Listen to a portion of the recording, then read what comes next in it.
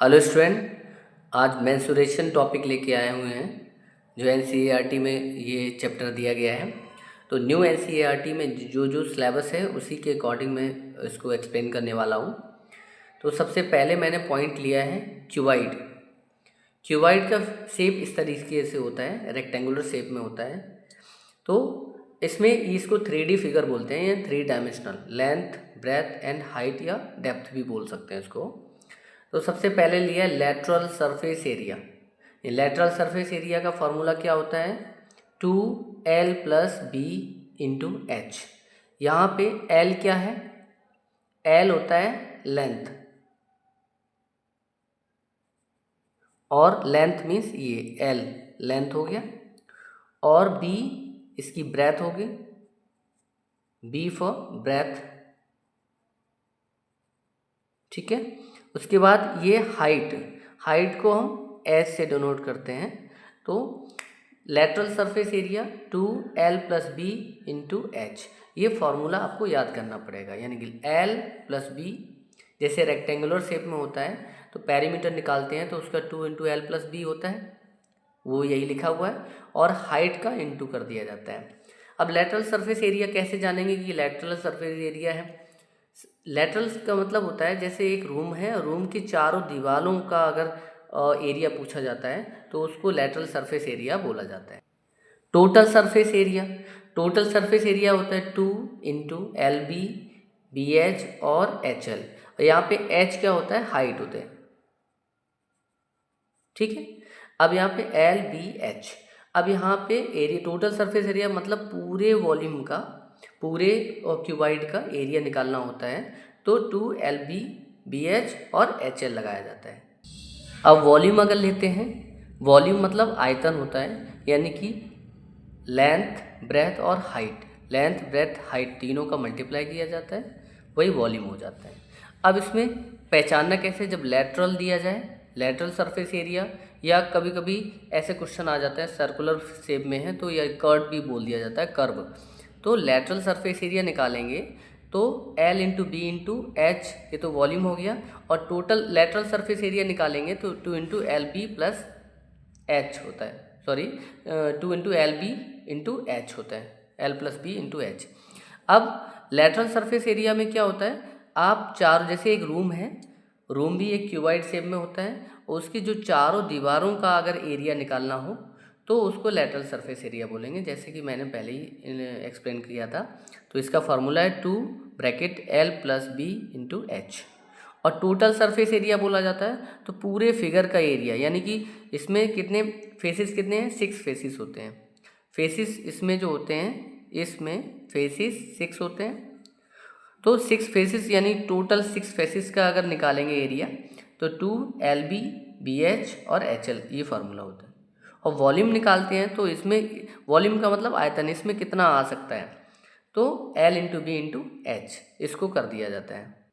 उसके बाद क्यूब में लेटरल सरफेस एरिया निकालेंगे। इसमें भी चारों, जैसे एक रूम है क्यूब शेप में है, लेंथ ब्रेथ हाइट जिसकी बराबर होती है, तो चारों का दीवारों का निकालेंगे तो ये होता है 4L²। और टोटल सरफेस एरिया निकालेंगे, यानी कि फेसेस, इसमें भी टोटल में 6 फेसेस होती हैं तो 6L² हो जाएगा। वॉल्यूम निकालेंगे तो L3, यानी कि लेंथ, ये भी लेंथ है, ये भी है, मतलब L 3 दिया जाए तो L3 हो जाता है इसमें। उसी तरह सिलेंडर का अगर निकालते हैं, सिलेंडर जो होता है सर्कुलर शेप में होता है। सिलेंडर में क्या होता है? इस तरीके का शेप होता है, और लेटरल या कर्व, क्योंकि गोल होता है ना तो इसलिए कर्व भी बोलते हैं, लेटरल को कर्व भी बोला जाता है। कर्व सरफेस एरिया तो 2πRH, इसका फार्मूला होता है अगर कर्व निकालना हो, ठीक है। और अगर टोटल सरफेस एरिया निकालते हैं तो 2πRH+R हो जाता है। और वॉल्यूम निकालेंगे तो πR²H। ये फार्मूले आपको याद रखने पड़ेंगे। ये यहाँ पे जो हाइट होती है इसी के पैरेलल होती है तो ये हाइट हो जाता है। अब इसमें जो पाई दिया है, तो पाई की वैल्यू जो होती है 22/7 आप रख सकते हैं, या 3.14 भी कर सकते हैं, ठीक है। तो ये इसका यहाँ पे अगर इसको फिगर में देखेंगे, जैसे एनसीईआरटी में आपका इसका नेट भी अगर बताना हो, क्यूबाइड का अगर नेट निकालना हो नेट मतलब अगर क्यूबॉइड को खोल दिया जाए तो कुछ इस तरीके का फिगर बनेगा।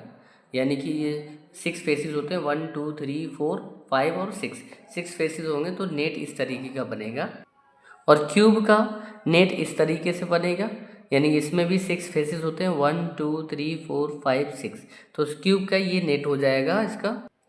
सिलेंडर का नेट कुछ इस तरीके से होगा कि आपको इसमें देखना होता है कि इसमें ये जो अगर इसको खोला जाएगा तो ये रेक्टेंगुलर शेप में होगा। इसको जो कर्व वाला है इसको खोल दिया जाए तो ये रेक्टेंगुलर शेप में होगा।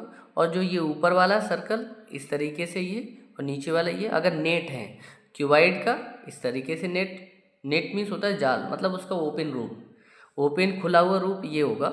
और क्यूब का ये होगा और सिलेंडर का इस तरीके से ओपन रूप होगा इसका। न्यू एनसीईआरटी बुक में 3D फिगर ओनली 3 दिए गए हैं और 3 डायमेंशनल जैसे ही मैंने पहले मेंशन कर दिया था, लेंथ ब्रेथ और हाइट होती है। तो न्यू एनसीईआरटी बुक में क्यूब, क्यूबाइड और सिलेंडर 3 ही फिगर दिए गए हैं।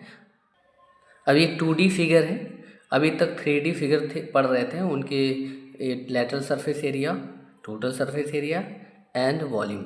और इसमें एनसीईआरटी में 3 ही आपके 3D फिगर में दिए थे, क्यूब, क्यूबाइड एंड सिलेंडर। अब ये 2D फिगर है यानी 2 डायमेंशनल।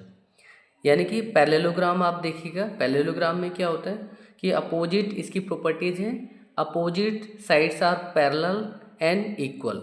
यानी कि इसके बराबर ये होती है, इसके बराबर ये होती है। ये थोड़ा टिल्टेड होता है। और इसके पैरेलल क्या होता है, जो आपस में कभी ना मिले, ये आगे चलती चली जाएंगे, आपस में नहीं मिलेंगे। तो अपोजिट साइड्स क्या है, पैरेलल हैं। तो इसका फॉर्मूला होता है area equal to base into height, यानी बेस ये है और हाइट ये है। इसका एरिया निकालेंगे तो area equal to base into height हो जाएगा। उसी तरह ट्रायंगल में बेस ये है और हाइट ये है। यहाँ पे 90 डिग्री बन रहा होगा तो एरिया का फार्मूला होता है 1/2 बेस इंटू हाइट। बेस दिया जाएगा और हाइट दी जाएगी तो आप एरिया निकाल पाएंगे। और रोम्बस में क्या होता है, ये भी स्क्वायर शेप में, और ये पैरेललोग्राम रेक्टेंगल की प्रॉपर्टी फॉलो करता है लगभग 90%। कुछ प्रॉपर्टी डिफरेंस भी है इसमें, जैसे उसमें ऑल साइड्स इक्वल होती है, रेक्टेंगल में अपोजिट साइड्स इक्वल होती है, इसमें भी अपोजिट साइड्स इक्वल है। और इसमें क्या है 90 डिग्री कॉर्नर पे बनता है, उसमें बनता है रेक्टेंगल में, लेकिन इसमें 90 डिग्री नहीं, अपोजिट एंगल इक्वल होते हैं। इसके बराबर ये होता है, इसके बराबर ये होता है। इसको आगे हम डिस्कस करेंगे। तो एरिया ऑफ पैरेललोग्राम आपको याद रखना है, बेस इंटू हाइट। और एरिया ऑफ ट्रायंगल तो 1/2 base into height. Area of rhombus में ये क्या होते हैं, डायगोनल होते हैं, डायगोनल होते हैं। D1 इसको ले लिया और D2 इसको ले लिया, तो एरिया करेंगे, निकालेंगे। तो अगर D1 दिया जाता है, D2 दिया जाता है, तो 1/2 D1 D2 इसका फॉर्मूला लगा दिया जाता है और एरिया निकल आता है। अब आता है ट्रापीजियम। ट्रापीजियम में क्या होता है, 1 पेयर पैरेलल होता है। पैरेललोग्राम में अपोजिट साइड्स पैरेलल होती हैं, 2 पेयर पैरेलल होते हैं। इसके पैरेलल ये है, इसके पैरेलल ये है, पैरेलल मतलब समानांतर। और इसमें क्या है, 1 पेयर पैरेलल होता है। इसके पैरेलल ये हैं, आगे बढ़ाते जाइए, ये आपस में कभी नहीं मिलेंगे। और इसको आप बढ़ाएंगे तो यहाँ पे किसी एक पॉइंट पे मिल जाएंगे। तो यानी कि ट्रापीजियम वो होता है जिसमें ओनली 1 पेयर पैरेलल होता है। जैसे ये हाइट दिया गया है, ये A है एक साइड, दूसरी साइड को B बोल दिया गया, और हाइट को H। या दूसरी तरीके का ट्रापीजियम भी हो सकता है, A और B और हाइट, क्योंकि यहाँ पे क्या है, ये हाइट माना गया है और यहाँ पे थोड़ी छोटी बड़ी है लेंथ, तो इसलिए इसको हाइट मान लिया गया। इस तरीके के आगे फिगर मिलेंगे और आपको एरिया निकालना है। उसके बाद 1 सेंटीमीटर, ये भी याद रखने वाला मेमोरेबल पॉइंट है। 1 centimetre cube equal to 1 millilitre होता है, या इससे कम पूछा जाता है, इससे ज़्यादा क्वेश्चन बनता है 1 litre equal to 1000 centimetre cube. जब आप एरिया निकालेंगे या वॉल्यूम निकालेंगे, वॉल्यूम जैसे आपने निकाला क्यूब, क्यूबाइड या सिलेंडर का, तो सेंटीमीटर क्यूब में आएगा। तो अब जब सेंटीमीटर क्यूब अगर 1000 सेंटीमीटर क्यूब आया सपोज, तो उसकी जगह 1 लीटर लिख सकते हैं। या 1 मीटर क्यूब आता है तो उसको आप क्या करेंगे, और 10 लाख सेंटीमीटर क्यूब या 1000 लीटर भी बोल सकते हैं।